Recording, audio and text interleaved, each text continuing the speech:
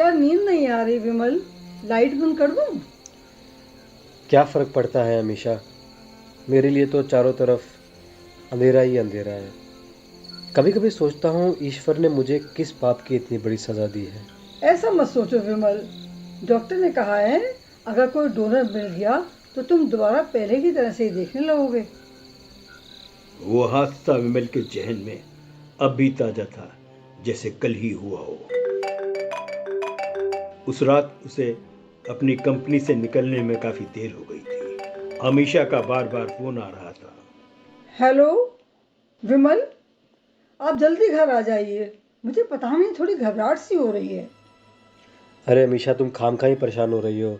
अभी मेरी कुछ फॉरेन इन्वेस्टर के साथ एक बहुत ज़रूरी मीटिंग है। मुझे कुछ नहीं पता, आप बस घर आ जाइए। मुझे कुछ सही सा नहीं लग रहा। इतनी लेट आ पाएंगे, कुछ हो ना जाए। और देखो अपनी सेहत का भी ख्याल रखना। कुछ नहीं होगा अमीशा, तुम्हारा प्यार है ना मेरे साथ। सालों की खून पसीने की मेहनत के बाद अब जाकर बिजनेस में कुछ सफलता मिल रही है। तुम्हें याद है ना, जब सालों पहले मैंने एक कंपनी शुरू की थी, तब से लेकर आज तक कितनी आर्थिक मुसीबतों का सामना किया है हमने। तुमने कितने साल अपनी एड़ियाँ रगड़ रगड़ के अपने घटिया सी नौकरी के लिए, जिसमें तुम्हारे बॉस तुम्हारी कदर भी नहीं करते। लेकिन अब बस बहुत हुआ। अब ये फॉरेन इन्वेस्टर्स खुश हो जाते हैं तो हमारी कंपनी एक नई ऊंचाइयों को छुएगी और तुम्हें फिर कभी नौकरी नहीं करनी पड़ेगी। और रही सेहत की बात, तुम्हें एक बार देख लूँगा तो मन फिर से तरोताज़ा हो जाएगा। लेकिन होनी को कुछ और ही मंजूर था। उस रात जब विमल अपनी गाड़ी में ऑफिस से निकला, एक लाल बत्ती पर एक ट्रक ने उसकी गाड़ी को बुरी तरह से ठोक दिया। विमल का सर कार की विंडस्क्रीन से टकराया। नतीजा यह हुआ कि उसकी आंखों की रोशनी चली गई। वर्तमान में अमीशा विमल की हिम्मत बढ़ाते हुए बोली, तुम निराश मत हो, भगवान सब कुछ ठीक कर देगा। हमारा आने वाला बच्चा हम दोनों को एक दूसरे की ओर करीब ले आएगा। तुम अपने बच्चे को देखोगे और उसे गोद में लेकर जी भर के प्यार करोगे। हम लोग इंग्लैंड अमेरिका जाएंगे, दुनिया भर घूमेंगे। अब चलो इन बातों को मत सोचो, भगवान जो भी करेगा अच्छा ही करेगा। लगता है रिया भी शायद सो गई है, उसके कमरे की बत्ती बुझ गई है। मुझे लगा था आज ही नया फ़ोन लिया है, आज रात तो फ़ोन के फीचर्स खोजती रहेगी, पर इतनी जल्दी सो गई। कहकर अमीशा ने बत्ती बुझा दी। रिया अमीशा की छोटी बहन थी। वो एमबीए कर रही थी और अमीशा और विमल के साथ ही रहती थी। आज ही अमीशा ने उसे नया मोबाइल दिलवाया था। मैं तुमसे एक बात पूछूं? कुछ देर अंधेरे में करवट बदलने के बाद विमल ने पूछा, तुम तुम अपने अंदर इतनी ताकत कहाँ से लाती हो अमीशा? मैंने देखा है, हालात कितने भी खराब हो जाएं, तुम आशा का दामन नहीं छोड़ती। मेरे नाम में आ और शाह आता है ना। सच बताऊं तो जिंदगी ने मुझे ऐसा बना दिया विमल। तुम तो जानते हो, मेरे और रिया के माँ बाप बचपन में ही चल बसे थे। रिया छोटी सी बच्ची थी तब, एक माँ की तरह उसे पाला है मैंने। अगर उम्मीद का दामन तब नहीं छोड़ा तो अब तो हरगिज नहीं छोड़ूंगी। ऐसा कहकर अमीशा ने तकिए से उठाकर अपना सर विमल के कंधे पर रख दिया और आंख बंद करके नींद का इंतजार करने लगी।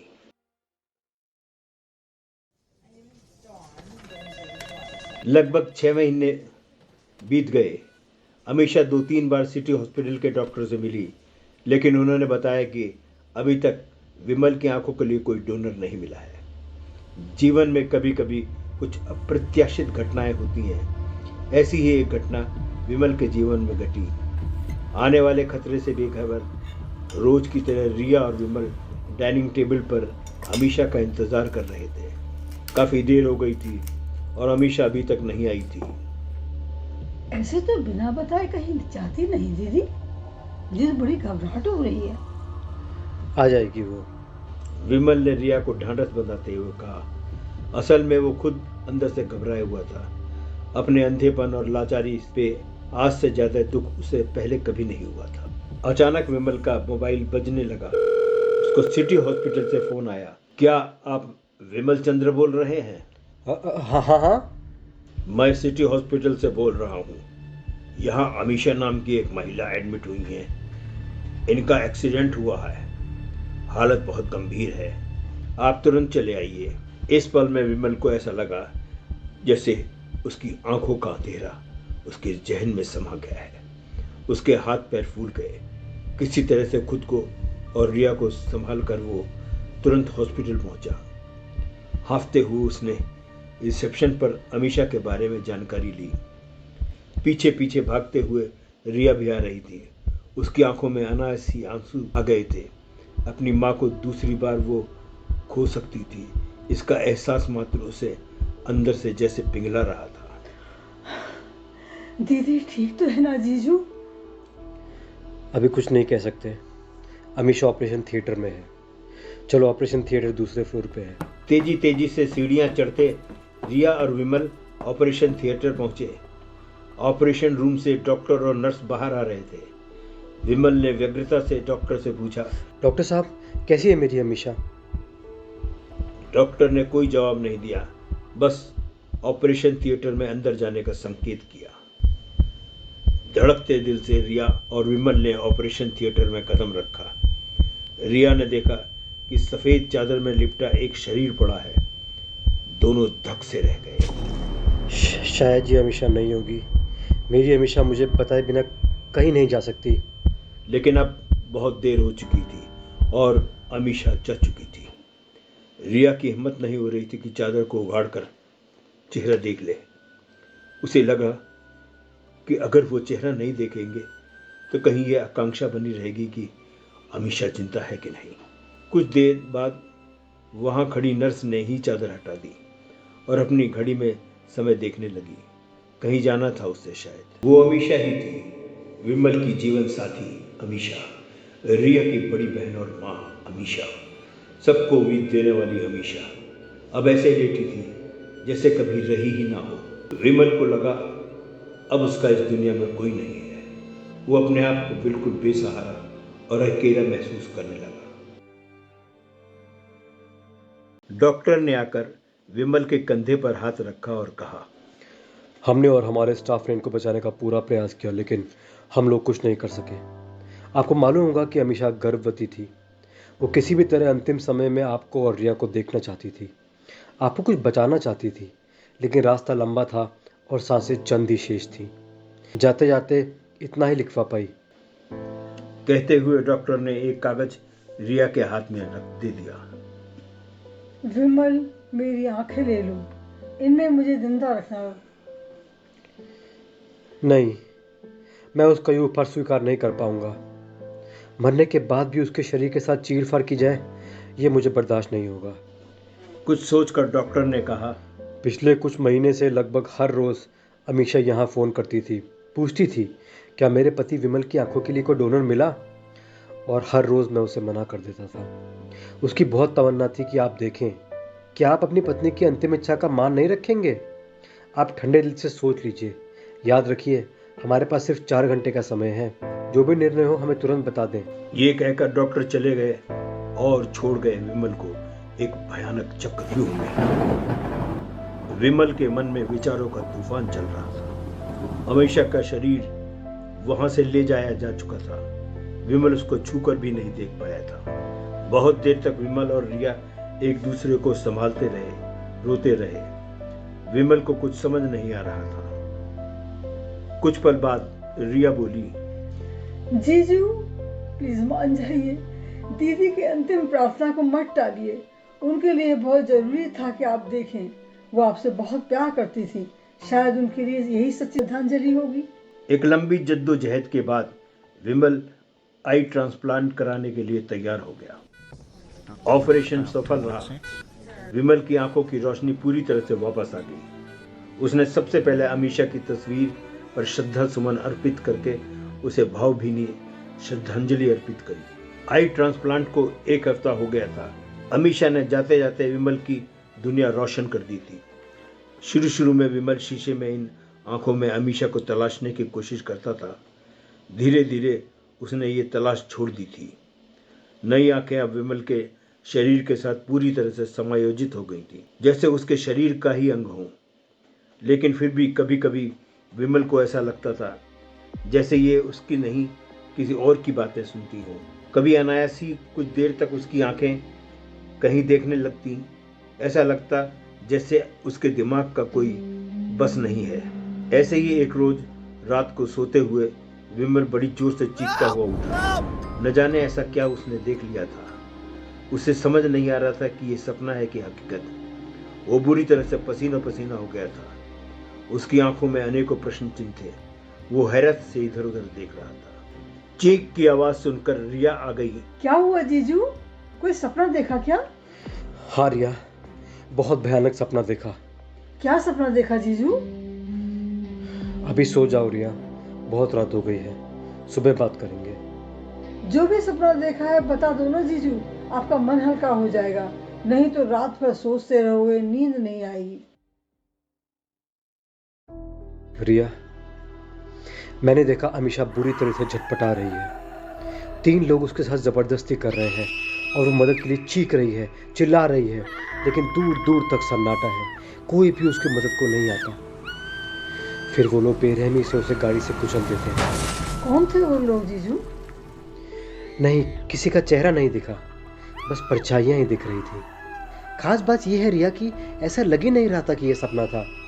एक एक बात उस सपने की इतनी साफ याद है मुझे, अन्यथा मैं अपने सपने उठते ही अक्सर भूल जाया करता हूँ। मुझे लगता है अमीशा की मौत के पीछे कुछ राज छुपा है।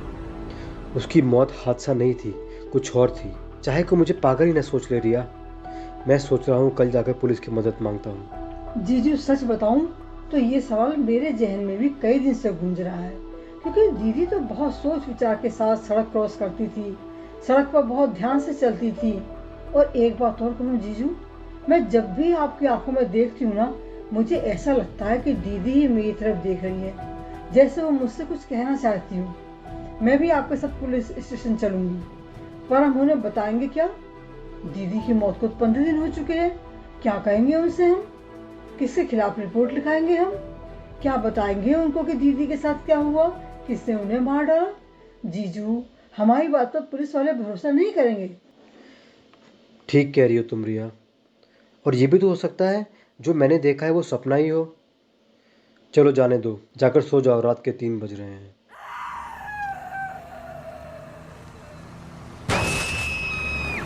3-4 दिन बाद विमल को फिर वैसा ही भयानक सपना दिखाई दिया। इस बार उसे अमीशा भी दिखाई दी। विमल की अमीशा। उसकी आंखों से खून बह रहा था। वो बाहें फैलाए विमल की ओर एकटक देख रही थी। क्या मेरे गुनहगारों को सजा नहीं दिलाओगे? विमल हड़बड़ा के जागा, परेशान सा हो गया और पूरी रात सो नहीं पाया। सुबह उसने रिया को पूरा सपना सुनाया। रिया, कमाल की बात यह है कि ये सपना और वो पिछला सपना हूबहू एक जैसे थे। एक एक पल, एक एक शख्स, सब एकदम एक जैसे थे। मगर इस बार भी मुझे कोई शक्ल दिखाई नहीं दी। रिया, मुझे यकीन हो चुका है कि सच में अमीशा का खून ही हुआ था। दोनों ने मिलकर फैसला किया कि पुलिस स्टेशन जाया जाए। पुलिस ऑफिसर राघव सिंह बहुत ही अक्कड़ किस्म का आदमी था। विमल और रिया को देखकर इंस्पेक्टर कड़क आवाज में बोला, बोलो, क्या है तुम्हारी लोगों की शिकायत? विमल ने पूरा किस्सा सुनाने के बाद कहा, सर, मुझे लगता है अमीशा के साथ कोई दुर्घटना नहीं घटी थी। उसके साथ कोई भयानक साजिश रची गई थी। उसका खून किया गया था। उठो उठो, भागो यहाँ से। तुम लोगों का दिमाग खराब हो गया है क्या? क्या सोचते हो कि पुलिस वाले खाली बैठे हैं? तुरंत तुम्हारी रिपोर्ट लिखकर जांच पड़ताल शुरू कर देंगे। तुम लोग अमीशा का दाह संस्कार कर चुके हो, अब पोस्टमार्टम नहीं हो सकता। सपने में तुम्हें परछाइयाँ दिखाई देती हैं, क्या परछाइयों के खिलाफ FIR लिख दूं? कहीं जाकर अपने दिमाग का इलाज कराओ तुम दोनों, या कहो तो जेल में डाल दूं और इस छड़ी से तुम लोग का इलाज करूं। थाने से बाहर आकर विमल ने रिया से कहा, चलो हॉस्पिटल चलें, शायद वहाँ पर कुछ पता चले। हॉस्पिटल में वो लोग उसी डॉक्टर से मिले जिसने अमीशा का इलाज किया था। विमल ने डॉक्टर से पूछा, मैं अमीशा का पति हूँ, जिसकी 15 तारीख को इस हॉस्पिटल में मौत हुई थी।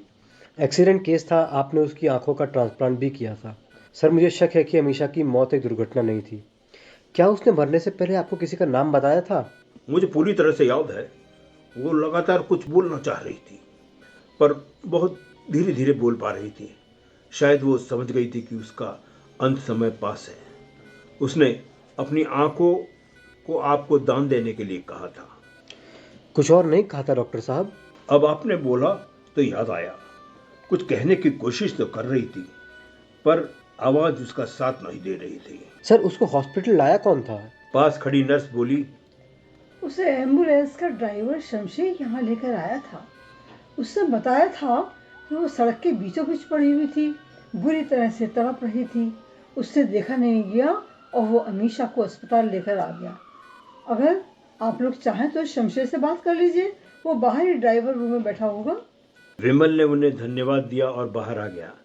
विमल और रिया की आंखों में अनेकों प्रश्न थे। विमल ड्राइवर रूम में गया और पूछा, क्या हमारी मिस्टर शमशेर से बात हो सकती है? उनमें से एक ड्राइवर ने उठकर कहा, जी मैं शमशेर। शमशेर जी, हम आपको धन्यवाद अदा करने आए हैं। पिछली 15 तारीख को आप सड़क से उठाकर एक जिस जख्मी लड़की को हॉस्पिटल लेकर आए थे, मैं उसका पति हूँ और ये उसकी बहन है। हम उस जगह को देखना चाहते हैं जहाँ से आपने जख्मी हालत में अमीशा को उठाया था। हाँ, तो इसमें कौन सी बड़ी बात है, चलिए मैं आप लोग के साथ चलता हूँ। वैसे भी मुझे एम्बुलेंस में पेट्रोल डलवाने जाना है। बाहर आकर शमशेर ने अपनी एम्बुलेंस की ओर इशारा किया। इसी में लाया था मैं अमीशा को उस दिन। अपनी बीवी के जिंदगी के आखिरी पल अनायास सी विमल की आंखों के सामने घूमने लगे और आंसू छलकने लगे। तभी शमशेर ने उन दोनों को एम्बुलेंस के अंदर बैठने का इशारा किया। करीब 5 किलोमीटर चलने के बाद जेके इंटरनेशनल कंपनी का ऑफिस के सामने शमशेर ने गाड़ी रोकी और बोला, आप लोग नीचे उतर जाइए। अरे जीजू, ये तो दीदी का ऑफिस है। जेके इंटरनेशनल के गेट के बाहर डिवाइडर रोड थी। डिवाइडर रोड पर खड़े होकर शमशेर ने इशारे से बताया, लड़की वहां पड़ी थी, डिवाइडर के दूसरी तरफ, सड़क के बीचों बीच, और बुरी तरह से छटपटा रही थी। गाड़ी वाले बहुत निकल रहे थे, लेकिन कोई गाड़ी नहीं रोक रहा था। मैं भी एक मरीज को उसके घर छोड़कर वापस आ रहा था। मेरी नज़र जैसे ही लड़की पर पड़ी, मैंने गाड़ी रोकी और उसको एम्बुलेंस में बिठा दिया और सिटी हॉस्पिटल ले आया। लेकिन हमारा घर तो लेफ्ट साइड में है, तो दीदी को डिवाइडर पार करके सड़क क्रॉस करने की जरूरत क्यों पड़ी? ठीक कह रही हो रिया, ऐसे अनेकों सवाल मेरे दिमाग में भी आ रहे हैं, लेकिन किसी का जवाब नहीं मिल रहा। अगर उससे ज़रा भी देर हो जाती थी तो वो हमेशा मुझे कॉल करती थी। किसी भी तरह हत्या की इस गुत्थी को तो सुलझाना ही होगा। शमशेर जी, आप हमें यहीं छोड़ दीजिए, हम कुछ देर बाद जाएंगे। विमल और रिया ने आसपास की दुकान वालों से पूछताछ की और पाया कि शमशेर सही बोल रहा था। इसका क्या मतलब हो सकता है जीजू? अगर उस ड्राइवर को वाकई दीदी सड़क पर मिली थी, तो एम्बुलेंस में बैठने से पहले उनके साथ हादसा हो गया था। हाँ, कुछ भी हो रिया, अब ये तो पक्का है कि अमीशा का रोड एक्सीडेंट तो नहीं हुआ था। कुछ दिनों बाद रिया और विमल घर का सामान लेने बिग मॉल आए। जब वो लोग वापस जा रहे थे तो अचानक विमल की आंखें एक मोटे से थुलथुल आदमी को देखकर अंगारे उगलने लगी। विमल उस व्यक्ति से आंखें हटा लेना चाहता था, पर आंखें थी कि उसका साथ नहीं दे रही थी, गुस्से से लाल होती जा रही थी। क्या बात है जीजू, क्यों घूर रहे हो इस आदमी को आप? रिया, मुझे लगता है कि ये आदमी हमें हमारी मंजिल तक पहुंचाएगा। हमें इसका पीछा करना है। करीब आधे घंटे के बाद वो व्यक्ति मॉल से बाहर आया और नीले रंग की एक लग्जरी गाड़ी में बैठकर जाने लगा। विमल ने तुरंत अपनी गाड़ी से उसका पीछा करना शुरू कर दिया।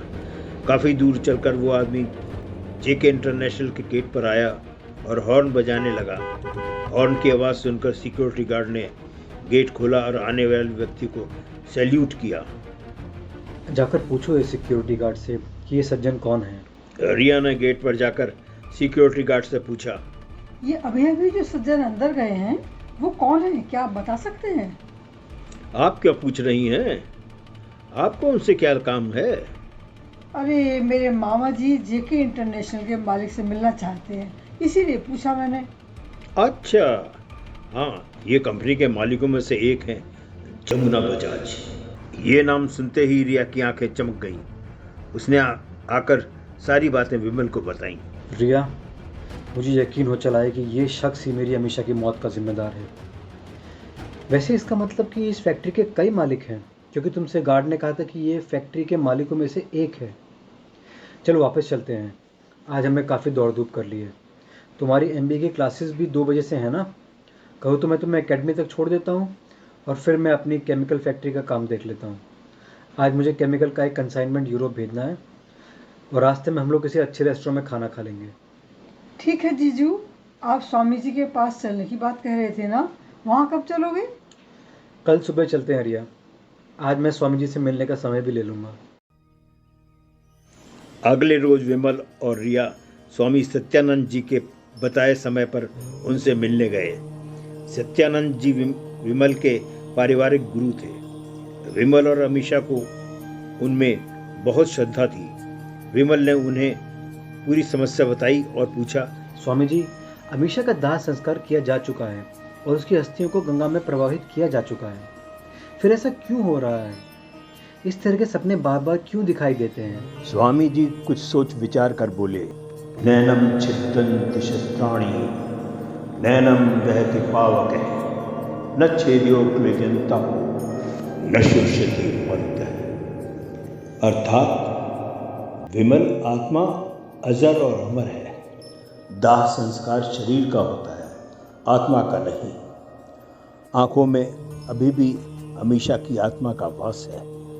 आत्मा को अभी मोक्ष प्राप्त नहीं हुआ है। कुछ अनजान चेहरे और अतृप्त अंतिम कष्टप्रद संवेदनाएं उसकी आंखों में वास करती हैं, जो तुम्हें लगाई जा चुकी हैं। अब देखो, तुम दुनिया में लाखों लोगों को देखते हो, लेकिन जो अनुभव तुम्हें बजाज को देखकर हुआ वो किसी और को देखकर तो नहीं हुआ ना। इसका साफ सा अर्थ है, अमीषा की आंखें उस भयानक प्रताड़ना को भूल नहीं पा रही हैं। उन दरिंदों को देखकर आंखों में रोष उजागर हो जाता है। भारतवर्ष का कानून अंग्रेजों की प्रथा पर टिका हुआ है। वो तो अंधा और बहरा है। उसे तो साक्षी और साक्ष्य चाहिए, जो कि मिलना अत्यंत दुर्लभ है। इसी कारण पुलिस ने तुम्हारी कोई सहायता नहीं करी, क्योंकि एक अरसे से तुम मेरे आश्रम में आते हो, मुझ में आस्था रखते हो। इसलिए मैं तुम्हें सलाह दूंगा कि बदला लेने के चक्कर में मत पड़ना। मैं तुम्हें एक मरहम दूंगा, रात में सोते समय आंखों पर लगा लिया करना। शीतलता मिलेगी, धीरे धीरे आंखें शांत हो जाएंगी और तुम्हें सपने दिखना बंद हो जाएंगे। बाहर आकर रिया ने विमल से पूछा, अब क्या विचार है जीजू आपका? क्या आप भूल पाएंगे दीदी को दी गई प्रताड़ना को? भूल जाएंगे उन दरिंदों को जो केवल अमीषा दीदी के ही नहीं, उस अजन्मे बच्चे के भी कातिल हैं? नहीं रिया, काश ऐसा हो पाता, मैं भूल पाता, लेकिन नहीं। मेरे दिलो दिमाग में जो तूफान मचा हुआ है वो तभी शांत होगा जब मैं उसके गुनहगारों को उनके अंतिम अंजाम तक पहुंचा दूंगा। 2 दिन बाद रिया न्यूज़पेपर लेकर विमल के पास आई और पेपर दिखाते हुए बोली, देखिए जीजू, उन कमीने लोगों ने दीदी की जगह भरने के लिए एक विज्ञापन निकाल दिया इतनी जल्दी। जाने दो, हमें क्या लेना है इस विज्ञापन से। चलो तुम अपनी क्लासेस अटेंड कर लो और मैं फैक्ट्री आ जाता हूँ, और नाश्ता कर लेते हैं। नाश्ता करते करते अचानक विमल को एक विचार आया। रिया, तुम अपनी दीदी को कितना प्यार करती थी। उन दरिंदों से बदला लेने के लिए तुम किस हद तक जा सकती हो? जीजू, अगर वो मेरे सामने उनमें से कोई भी आ जाए ना और मेरे हाथ में पिस्तौल हो, मैं उनमें से किसी को जिंदा नहीं छोड़ने वाली हूँ। आपको तो मालूम ही है ना जीजू, जब मैं 4 साल की थी तभी माँ बाप का स्वर्गवास हो गया था। मुझे तो माँ बाप की शक्ल तक याद नहीं है। मेरी दीदी मेरी माँ और बाप बन गई थी उस समय। वो मेरी ही सब कुछ थी। न जाने कितनी परेशानियां उठाकर उन्होंने मेरा पालन पोषण किया है। रिया, समय रोने का नहीं बल्कि उन दरिंदों से बदला लेने का है। मेरे दिमाग में एक आइडिया है जिसमें मुझे तुम्हारी मदद की आवश्यकता पड़ेगी। तुम कल जेके इंटरनेशनल में इंटरव्यू देने जाओगी और कोशिश करोगी कि ये जॉब तुम्हें मिल जाए। तुम उन्हें बताओगे कि तुम्हारी दीदी उन लोगों की बहुत प्रशंसा करती थी। ये आप क्या बात कर रहे हैं जीजू? इसके बाद विमल ने पूरी योजना रिया को समझाई। ठीक है जीजू, मुझे लग रहा है कि हमें सफलता हासिल जरूर होगी। अगले दिन रिया जेके इंटरनेशनल में इंटरव्यू देने गई। इंटरव्यू के आखिरी राउंड के लिए कंपनी के तीनों पार्टनर जमुना बजाज, रंजीत और नितिन बैठे थे। उसने सवाल किया, देखिए, मैंने आपके डॉक्यूमेंट देखे हैं, उस हिसाब से तो आप इस पोस्ट के योग्य हैं। कुछ आप अपने बारे में बताइए, और ये भी कि आप क्या सैलरी एक्सपेक्ट करेंगी। सर, आप जो भी सैलरी मेरी दीदी को दे देते वही मुझे मंजूर है। दीदी से आपका क्या अभिप्राय। बजाज ने चौंकते हुए कहा, जी, मैं अमीषा चंद्रा की छोटी बहन रिया चंद्रा हूँ। मेरी दीदी आपकी कंपनी और आप लोगों की बहुत ही प्रशंसा करती थी, इसीलिए मैं यहाँ पर आई हूँ आज। एक बार तो अमीषा चंद्रा का नाम सुनकर वहां सन्नाटा छा गया, लेकिन कुछ देर बाद संभलते हुए बजाज ने कहा, अच्छा, आप अमीषा की बहन हैं। बहुत ही भली लड़की थी अमीषा। बेचारी का एक्सीडेंट में स्वर्गवास हो गया। अगर ये बात है तो आप समझिए आपको नौकरी मिल गई। हम अमीषा को 60,000 देते थे, वही आपको देंगे। धन्यवाद सर, आप लोगों का। मैं कंपनी में पूरी लगन और मेहनत से काम करूंगी। ठीक है, हमारी तरफ से आप कल से ज्वाइन कर सकती हैं। रिया के जाने के बाद रंजीत दांत चमकाते हुए बोला, लीजिए, शिकार खुद ही अपने जाल में फंसने को तैयार है तो हम क्या कर सकते हैं। लेकिन यार, फ्रेश माल है, अमीषा से सुंदर है, इसके लिए तो 70,000 रुपये भी सही थे। अरे यार नितिन, तू कुछ नहीं बोलेगा? तुझे रिया कैसी लगी? ये कुछ नहीं बोलने वाला हनुमान जी का भक्त है ना। नितिन ने नाराज होते हुए कहा, मुझे तुम लोग की ये बातें बिल्कुल पसंद नहीं है, और तुम लोग की करतूत अगर स्टाफ को बता दिए जाएं तो बहुत बड़ा हंगामा हो सकता है। अरे चल, हम ऐसे कामों में कोई सबूत नहीं छोड़ते। देखा नहीं क्या कह रही थी, हमेशा हमारी प्रशंसा करती है। रिया ने घर आकर विमल को बताया कि उसे जॉब मिल गई है। बजाज और रंजीत उसे घूर घूर कर देख रहे थे। और तीसरा पार्टनर? वो शायद थोड़ा सभ्य है, उसमें कहीं थोड़ी शराफत शेष है अभी भी। लेकिन रिया, मरना तो तीनों को ही है। इन तीनों में से किसी को भी जिंदा नहीं छोड़ूंगा मैं। अब तुम अपने MBA का क्या करोगी? जीजू, शनिवार और इतवार को क्लासेस अटेंड कर लिया करूंगी, क्योंकि ऑफिस शनिवार इतवार को बंद रहता है।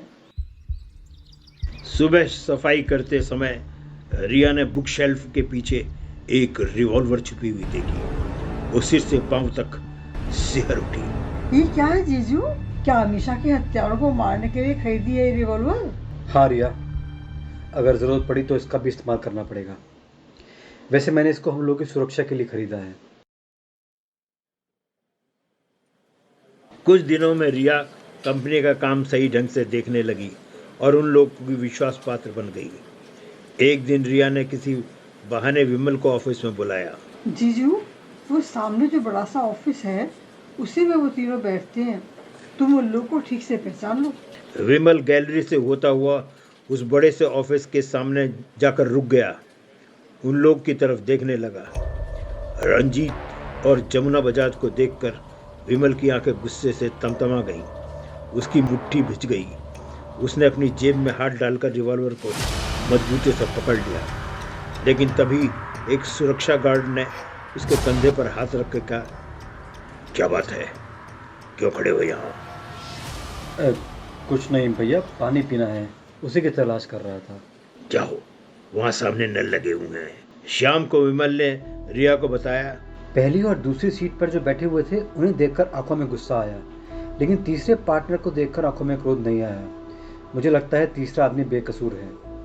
ये भी तो हो सकता है जीजू कि दीदी तीसरे की शक्ल नहीं देख पाई हो। कुछ दिनों बाद रिया ने ऑफिस से आकर विमल को बताया, बजाज और रंजीत लगातार मुझसे लिबर्टी लेने का प्रयास करते रहते हैं। अब बजाज मुझे 4 दिन के बिजनेस टूर पर थाईलैंड ले जाना चाहता है। मुझे कब तक जवाब देना है? वहाँ वो होटल ब्लू हेवन में रुकने को कह रहा था। ये नहीं पता कि उसके साथ कितने लोग जाएंगे। ठीक है रिया, जैसे थाईलैंड में हमारा माल एक्सपोर्ट होता है, वहाँ हमारे बहुत से एजेंट हैं। उनसे बात करके सुबह तुम्हें बताऊंगा। सुबह विमल ने रिया से कहा, तुम उन लोगों के साथ चली जाओ, मैं तुम्हें वहाँ सारा प्लान समझा दूंगा। बजाज थाईलैंड जाएगा तो, पर वहाँ से वापस नहीं आएगा। बस इस बात का ख्याल रखना कि वहाँ से अपने सेल फोन से मुझसे बात मत करना। अगर करनी हो तो PCO या रिसेप्शन पर रखे हुए फ़ोन से बात करना। ग्राउंड फ्लोर पर साइड विंडो वाला ही रूम लेना और उससे कहना कि तुम रूम शेयर नहीं करोगी। मैं वहाँ पर तुम्हारे आसपास ही रहूँगा। बजाज ने होटल ब्लू हेवन आकर पूरी अय्याशी शुरू कर दी उसने होटल वालों से 2 मसाज वाली लड़कियों को अरेंज करने के लिए कहा।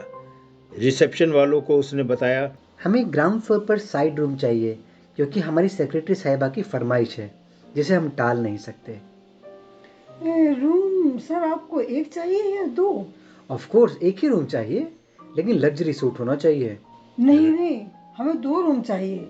लग्जरी रूम के पास में अगर कोई छोटा सा रूम हो तो भी चलेगा।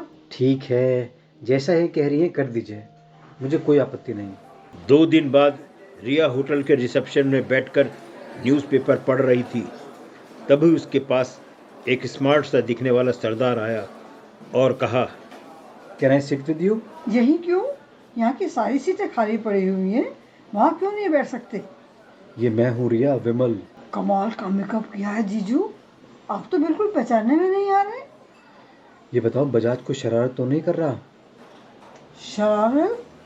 2 दिन से पूरी अय्याशी कर रहा है ये। इस समय भी 2 लड़कियों में से मसाज करा रहा है। मैं बड़ी मुश्किल से उससे दूर कर रख पाई हूँ, पर बहुत समय तक नहीं रख पाऊंगी जीजू, कुछ कीजिए ना। चिंता मत करो, आज की मसाज शायद उसकी ज़िंदगी की आखिरी मसाज होगी। ध्यान से सुनो, हमारा प्रयास यही होगा कि हम बजाज की मौत को नेचुरल रूप दें। ध्यान रखना जीजू, बजाज के पास गन है जिसे वो हर वक्त लोडेड किए रहता है। ठीक है रिया, तुम्हें एक ज़रूरी काम करना है। कैसे भी तुम्हें बाथरूम की खिड़की की सटकनी नीचे कर देनी है ताकि बाहर से खिड़की खोली जा सके। तुम ये बात भूलना मत। रात को बजाज ने रिया को अपने रूम में बुलाया। वहीं रिया ने मौका देखकर उसके कमरे की खिड़की की चटकनी खोल दी। बजाज रिया को वाइन पीने और साथ में डिनर करने की जिद करने लगा। डिनर के बाद मुझे 1-2 लेटर टाइप कराने हैं, तुम अपने यहाँ मेरे लैपटॉप पर कर देना। ठीक है सर, जैसा आप कहेंगे मैं वैसा ही करूँगी। हम लोग 1 घंटे के बाद मिलते हैं, इतने आप नहा धोकर फ्रेश हो जाइए। Okay, that's like a nice girl. जल्दी आ जाना, मैं तुम्हारा इंतज़ार करूँगा। बजाज के कमरे से निकलकर रिया रिसेप्शन पर आई और विमल को सारी बातें बताई। रिया, बाथरूम की खिड़की खोल दी है ना तुमने? हाँ, आप खिड़की को धक्का देंगे तो वो खुल जाएगी बड़े आराम से। विमल तुरंत उठ गया। बजाज बाथरूम में टब में साबुन लगाकर लेटा हुआ था। अचानक बाथरूम की खिड़की खुली और उसमें से विमल कूदकर अंदर आ गया। विमल को देखकर बजाज की सिट्टी पिट्टी गुम हो गई। कौन हो तुम? यहाँ कैसे घुसा है?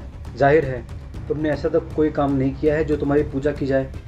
मैं तुम्हें तुम्हारे पापों की सजा देने आया हूँ कमीने। हमेशा याद है तुम्हें, जिसे तड़पा कर तुमने और तुम्हारे साथियों ने मार दिया था? मैं उसका पति विमल हूँ और आज तुम्हें जिंदा नहीं छोड़ूंगा। कौन अमीशा? मैं किसी अमीशा को नहीं जानता। जल्दी जान जाएगा तू कमीने। ये कहकर विमल ने बजाज की टांगें ऊपर को खींच ली। बजाज का सिर पानी में डूब गया। वह पूरी तरह से हाथ पैर पटकने लगा। ढेर सारा झाग और पानी टब से निकलकर बाहर गिरने लगा। पानी उसके मुंह और नाक में भी घुस रहा था। वो सांस लेने के तड़पने लगा। घबरा मत बजाज, मैं तुझे उसी तरह तड़पा कर मारूंगा जैसे तूने अमीशा के साथ किया था। उस समय मेरी अमीशा गर्भ से थी। तूने 1 नहीं 2 खून किए हैं। बता तेरे साथ और कौन था? बजाज गिड़गिड़ाता हुआ बोला, मुझे छोड़ दो, ढेर सारा पैसा दूंगा। मैंने कुछ नहीं किया। अमीशा ने सब देखा था। अगर वो होती तो तुम्हें सब सच बता देती। विमल की आंखों से आंसू आ रहे थे। अमीशा यहाँ नहीं है, पर उसकी आंखों देखी सब मेरे सामने है। तू कहता है कि तूने कुछ नहीं किया। तेरी दरिंदगी की गवाह मेरी आंखें हैं। मेरी गलती की मुझे इतनी बड़ी सजा मत दो। मैं तुमसे अपनी जिंदगी की भीख मांगता हूँ। मेरी अमीशा भी इसी तरह रोई और गिड़गिड़ाई होगी, लेकिन तुमने उसके आंसुओं की परवाह नहीं करी। आज तू कितना भी पैसा खर्च कर ले, लेकिन अपने आप को बचा नहीं सकता। ये कहकर पुनः विमल ने उसकी टांगें खींच ली। पानी में जब बजाज का दम घुटने लगा तो उसने अपने आप को बचाने का एक अंतिम प्रयास किया। उसने बहुत जोर से झटका मारा और टब से निकलकर अपनी पिस्तौल की ओर झपटा, लेकिन अचानक उसका पैर फिसल गया और वो धड़ाम से जमीन पर चित मुंह के बल गिरा। उसकी नाक और सिर से खून की धारा बह निकली। भारी भरकम होने के कारण वो जमीन से हिल भी नहीं पाया और उसने तड़प कर जान दे दी। विमल ने देखा वहाँ काफ़ी मात्रा में मसाज ऑयल बिखरा हुआ था। शायद इसी कारण बजाज का पैर फिसल गया। वो अपने दुष्कर्म और वासना के कारण ही मारा गया। विमल ने खिड़की खोली, तेजी से बाहर कूद गया। विमल तेजी से रिसेप्शन पर आया, जहां अभी भी रिया बैठी हुई थी। रिया के पास बैठकर उसने बताया, एक पापी का तो अंत हो गया है रिया। क्या बजाज ने कोई और नाम भी बताया? कैसे मारा आपने उसे? नहीं बता पाया। मैंने उसे नहीं मारा, वो खुद ही अपनी वासना का शिकार हो गया। अब तुम अपने चेहरे को बिल्कुल स्वाभाविक बना लो, जैसे ही कुछ हुआ ही नहीं है, और आधे घंटे बाद रूम सर्विस को बताना कि मिस्टर बजाज अपना रूम नहीं खोल रहे हैं। रिया के चेहरे पे पसीने की बूंदें देखकर विमल ने कहा, क्या बात है रिया, इतना घबरा क्यों रही हो? अपने माथे से पसीना पोंछो, तुम्हारे हाथ पैरों में कंपन हो रही है। मुझसे ज़्यादा तो जीजू आप घबरा रहे हैं। आपके तो हाथ भी बहुत ठंडे हो रहे हैं। आप संभालें अपने आप को। रिया, सच बात तो ये है कि हम क्रिमिनल नहीं हैं। जिंदगी में पहली बार इतने पास से किसी को तड़प तड़प कर मरते हुए देखा है। चारों ओर खून ही खून बिखरा हुआ था, इसलिए थोड़ा बहुत नर्वस होना स्वाभाविक है। 1-1.5 घंटे बाद बजाज का रूम मास्टर की से खोला गया। पुलिस को भी बुला लिया गया था। सभी को बजाज की मौत स्वाभाविक लगी। अगले दिन न्यूज़पेपर की हेडलाइन थी, भारत के एक प्रसिद्ध उद्योगपति की थाईलैंड में बाथरूम में पैर फिसलने से मृत्यु हो गई। बजाज की मौत की खबर मिलते ही रंजीत और नितिन मिसेस बजाज के साथ फ्लाइट पकड़कर थाईलैंड के लिए रवाना हो गए। रंजीत को बजाज की मौत से गहरा सदमा पहुंचा। रंजीत बिल्कुल हिंदी पिक्चरों का विलन लगता था। अपनी रौबदार आवाज में रिया की आंखों में झांकते हुए उसने पूछा, तुम क्या कर रही थी जब ये सब कुछ हुआ? रिया एकदम घबरा गई। उसे लगा आज तो किस्सा खत्म।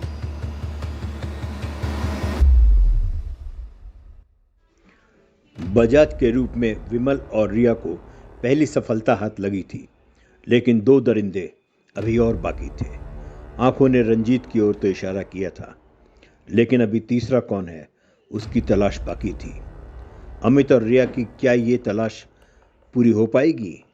क्या वो अमीशा और उसके अजन्मे बच्चे को पूरा इंसाफ दिला पाएंगे?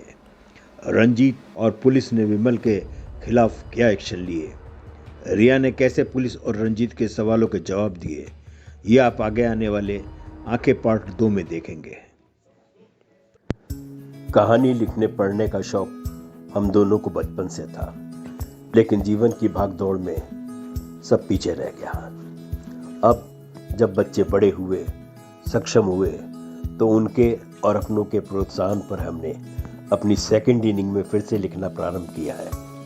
यह कहानियाँ जो हम आपको भेज रहे हैं, अगर आपको पसंद आए तो उन्हें लाइक और सब्सक्राइब कीजिए, ताकि हम और अधिक प्रोत्साहित होकर आपका मनोरंजन कर सकें।